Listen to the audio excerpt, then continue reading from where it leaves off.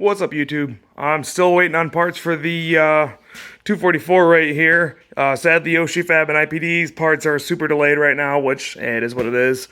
So I'm in the process of working on some other stuff with this thing right now, but for now, I'm just going to kind of quick do an update video on the 242 GT. I know I said in another video that I wasn't going to do any videos on it, and I think this will probably be the only one, other than maybe I'll do a video during Concours Dilemmas. But this is our car for the Rust Belt Ramble, which is happening, I believe, July 23rd to July 25th or something like that. Don't quote me, I'm really bad at math and remembering stuff, but this is going to be the girl that we're going to take on it. She's a 1979 242 GT, if you guys have seen her in my other videos. But finally, I got her pretty well running, legally anyway, and got some new brakes and some new struts and a handful of other things that have been done around to this car. So we'll kind of walk around and check everything out. These are headlights that I got from a local junkyard. I got the outer chrome trims and then one bucket and then both out of the corner, one of the corners from a local junkyard, and then I bought the other bucket from a local-ish Volvo guy, and then I got the grill from a junkyard as well. This car initially came with a different style hood with like single cylinder headlights and fog lights in the grill, but that stuff's all worth a ton of money, so the guy pulled it out when he sold this car along with most of the interior and a handful of other parts. But she is running pretty decent. I've not done really anything to the motor since I've gotten it other than a fuel filter, because it's kind of having a little bit of fueling issues, but nothing major. It looks like the water pump is radiator's hot still. It looks like the water pump is getting not very happy because it's kind of puking out everywhere, but that's, I guess, to be expected for a car that's been sitting for as long as it is and got revived. But if you saw it in one of the other videos, I had Blake breeding procedure. I was too lazy to look at my phone. If you saw my other videos, you saw it had a black hood on it. That no longer is on here. We threw this hood on it because it was just a hood that I had for a while, just kind of in the back of the garage, because I wanted to make a cowl hood for one of these cars, and then I ended up not doing that, so it's just been sitting back there collecting dust. So I figured it'd be more fitting than the nice black hood that was on it. But here's some of the wonderful rust. We got a couple of speed holes down here, nothing too bad. The unibody's got some crusties and some holes in there, and there's on the bottom right there, so it gets a little bit wet. I did do a vice grip garage / everybody else has ever done this in the past and threw a seatbelt out, or a seatbelt. Seatbelt's the other thing I have in this car now because the seatbelts got cut for an unknown reason. I put a license plate down at the floor with some screws on it so the phoneage and whatever else might be in my pocket doesn't go flying and hitting the ground. I've yet to drive it in the rain. It looks like it's not very watertight, but better-ish than it was, theoretically. You know. The rear brakes are making a lot of noise. Also, the parking brake got stuck up, and I kind of just drove until it was no longer dragging. It's fine. But here's the trunk. I think I've showed this a lot of this in another video, but either way, a child could fall through it. I might be able to fall through it. I'm kind of fat, so maybe I'd go flying through it.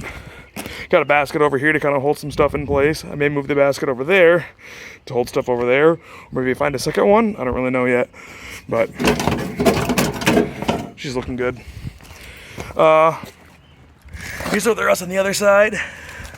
These brakes aren't very great either. They're dragging and making tons of noise, but again, we're just gonna go like this because the front brakes do all the stopping, and I did change those pads, rotors, and calipers, and the lines.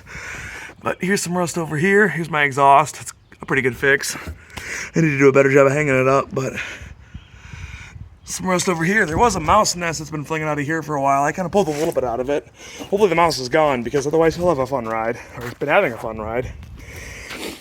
Inside of the car, I do have a center console now.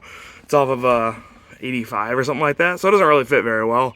And I need to get the top pad for it and the ashtray, because where else am I going to put them on my change? So I'm going to have to go get one of those from a junkyard here soon. I did get this seat, which, I mean, this thing, it's a beauty. It's a work of art. It looks pretty nice. There's like no foam at the bottom left. Well, no, there is foam, but the springy little pieces, yeah, it's great. But that's the inside of it. Sometimes you gotta go like this and get that trim back up there. Make that happy. But she runs, she drives, she stops. I've got most of the lights working. I still need to get the front blinkers working. Tail lights are working, reverse lights are working, brake lights are working, running lights are working, all that sort of stuff. License plate lights are working. And the hose trips me over, but here she is. This rally does run through Concours to Lemons, like I kind of mentioned earlier, so I will be there this year if this car makes it this far, which I'm thinking it will. It's a Volvo. It's a K-Jet Volvo. I mean, they're Volvo K-Jet. Ugh. Anyway, so I will be out there. So if you guys happen to be in the Plymouth, Michigan area that Saturday, check it out. I'll link in the description down there. Concours to Lemons. It's a free to attend event, and basically it's just like Concours to Elegance, but way better because it's more elegant and more lemony. I don't know. Anyway, hopefully my parts show up soon so I can keep plugging away at other cars. I got a workbench cleaned off today, which is a bonus. And I'll keep plugging away at other stuff, but until then, I'm just kind of anxiously waiting parts still, which is annoying. Ooh, I did get some dip pulled off this car. Look at that, shiny wheels. And I got a little bit to take off the roof yet. My Spud's looking normal because I'm hoping Spud can get some rust work done this year because it's been a good car and it definitely needs it. As you can see, it's going to look like that if I don't work on it soon. Spot the difference. You almost can't. So, anyway, I may do a couple of little things to this car while I'm anxiously waiting on parts still, but sadly everything's super delayed. I get it. It's annoying. We're dealing with it on our end of work too, on what I do for my job too. A lot of supply issues, part shortage issues. It's just issues getting metal, and I don't want to get into the political aspect of it, but it is what it is. So, anyway, thanks for watching, guys, and I will hopefully catch you at the next one soon. I may just kind of plug away at some other random little stuff that I've wanted to do. Now that I have a free workbench, there's so much room for activities. What should I ruin it with? 3A engine? Tercel transmission? Both?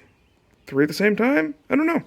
We'll figure it out. I gotta do more cleaning over here, but we'll get there eventually. Anyway, I'm rambling. Have a good one, guys. Catch you later.